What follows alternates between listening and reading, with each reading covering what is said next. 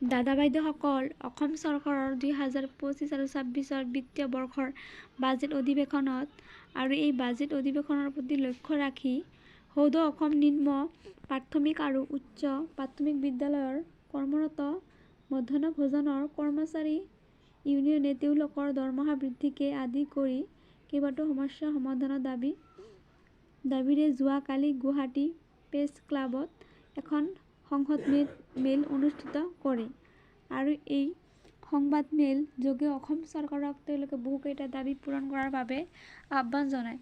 যদিও অসম চৰকাৰে মাৰ্চ মাহৰ ভিতৰতে সমস্যাকেইটা সমাধান নকৰে তেন্তে তেওঁলোকে এক বৃহৎ প্ৰতিবাদী কাৰ্যসূচী গ্ৰহণ কৰিব বুলি জনাইছে। গতিকে বাইদেউসকল, এয়া আপোনালোকে স্ক্ৰীনত চাবলৈ সক্ষম হ'ব। এয়া চাওক। এতিয়া আমি এটা সিদ্ধান্ত লৈছোঁ। আজি কিমান বাৰ হয় এইখন জাগাতে আমি এই মজিয়াতে আমি বাৰ কৰি কিমান আলোচনা কৰি থাকিম। আলোচনা কৰিলেও তেখেতসকলৰ কাণত নপৰে নেকি?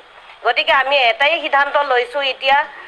আমি এতিয়া যিকেইটা পাঁচটা আমি দাবী জনাইছোঁ, সেই পাঁচটা দাবী যদি মাহৰ ভিতৰত যদি আমাৰ দৰমহা যদি বঢ়াই দিয়ে, তেখেতসকলে আমাক বঢ়াই দিয়াৰ কথা কৈ আছে। যদি মাৰ্চৰ ভিতৰত আমাক বঢ়াই দিয়ে তেতিয়াহ'লে আমি ঠিকেই আছোঁ। যদি মাৰ্চৰ মাহত নিদিয়ে, এপ্ৰিলৰ পিছত দিবলগীয়া হ'লে আমি সিহঁতৰ পৰা আমি বিদায় মাগিম। আমি ইলেকশ্যনৰ সন্মুখত তেখেতসকলৰ লগত আমি লগ ধৰা আমাৰ সময় নাই। বিত্ত বিভাগত শুনামতে বিত্ত বিভাগত দায়িত্ব দিছে, কিন্তু কিমানখিনি দায়িত্ব কিমানখিনি টকা দিব সেইটো মানে উল্লেখ হ'ব বাজেটতহে।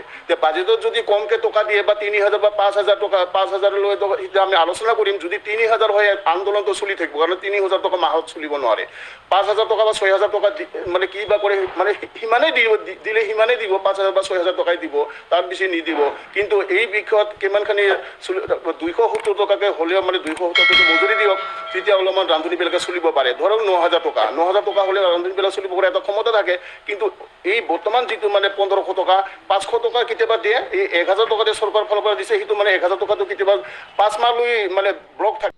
বাইদেউসকল, ভিডিঅ'টো ইমানেই আছিল। সেয়েহে আশা অংগনবাদী আৰু মধ্যাহ্ন ভোজনৰ কৰ্মচাৰীসকলৰ প্ৰত্যেকটো শেহতীয়া খবৰৰ বাবে লাইক এটা দি চেনেলটো ছাবস্ক্ৰাইব কৰিবলৈ নাপাহৰিব। ভিডিঅ'টো চোৱাৰ বাবে ধন্যবাদ।